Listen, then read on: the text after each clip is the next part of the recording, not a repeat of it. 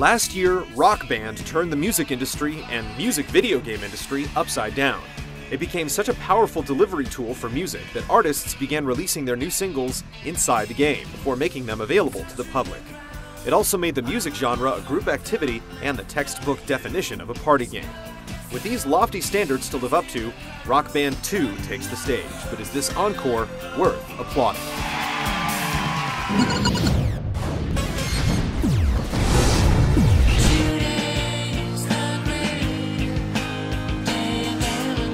Much like the first release of a sports game, the first Rock Band included the bare minimum in the way of modes, but they were plenty when tagged onto the fresh concept. Players of all types are now used to the base experience, and Rock Band 2 doesn't rewrite the tune. The tour mode is much more flexible, allowing up to 3 other players to join you online or off and drop in or out at any time. Setting up the band is also a lot less painful since characters are no longer tied to a specific instrument, and you can finally play through the tour as a bassist. Other tweaks include challenges that will ask you to play sets of songs, shooting music videos, and hiring managers or promoters, all with the goal of gaining as many fans as possible. It's like a band's second album. The production is tightened up, but the overall sound remains the same. The song library is comprised of over 80 master tracks, and no matter your taste, it's undeniably stronger than the first games. The music casts a much wider net, and the selections demonstrate that there are some serious music lovers making hard choices behind the scenes. You also get 20 downloadable songs as soon as you crack open the case, and you can import all the songs from your original Rock Band disc for a licensing fee of $5. All downloadable content is available across both games, making for a list of songs so long that Harmonix has been forced to include sorting options. It's an impressive thing to see when everything is loaded. The final new key feature is online Battle of the Bands. Each day, Harmonix uploads new challenges based upon artists, genres, and a variety of other themes. It's up to you and your band to score as big as possible and upload your scores to a leaderboard. It's a great way to extend the life of the game, as if it needed more longevity.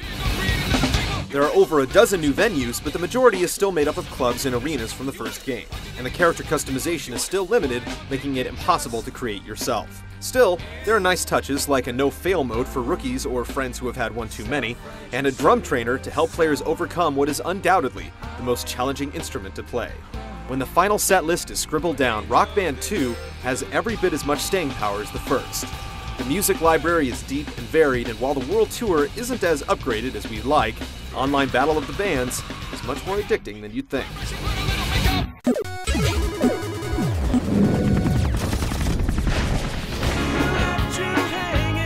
Nothing has changed with the fundamental gameplay in Rock Band 2. There are no power-ups, no tweaks to how the band mechanic is handled, and the jump from medium to hard is still way too severe. It remains the layman's guitar hero with much easier tablatures and some instruments that can be downright boring to play on some songs. The big story is the new selection of instruments. The guitar strummer has been reinforced, the kick pedal on the drums is fortified by sheet metal, and all the instruments are wireless. The big question is, if you already have the instruments from the first game and they still work, should you buy the new ones? The answer is no. The drums pick up on how hard you hit them, but the effect is far too subtle, and the truth is, telling the difference between these new pieces of plastic and the old ones isn't easy. The good news is that the feeling of playing in a band with your friends is still just as fun as ever. It's been a year, and it still hasn't even started to get old. We've played Rock Band 2 for over 7 hours straight with friends on more than one occasion. There's no better proof than that.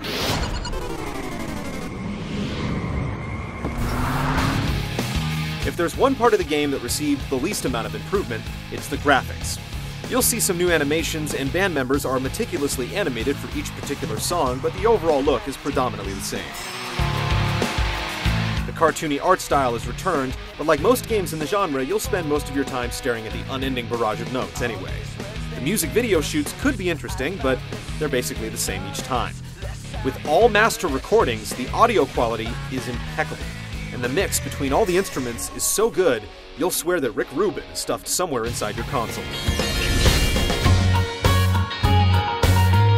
Rock Band 2 will be disappointing if you're looking for drastic changes.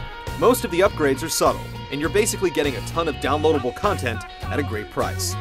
For our time and money, it's worth every penny. The series has become the de facto party standard, and with this many new songs, it'll be hard to knock it from the top of the charts. For existing rockers, we recommend just buying the disc.